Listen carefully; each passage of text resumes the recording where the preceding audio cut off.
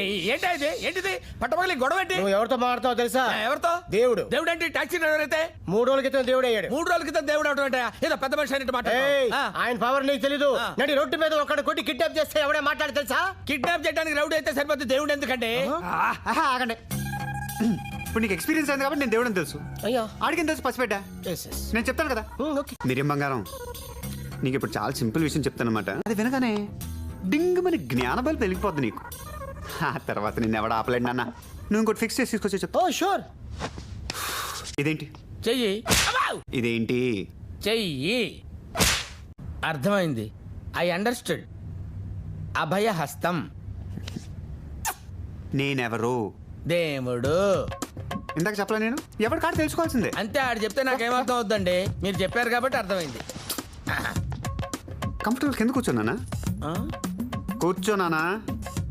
అలాగే. సరిపోయారు ఇద్దరూను. సాగుతుంది మీకు అలాగా.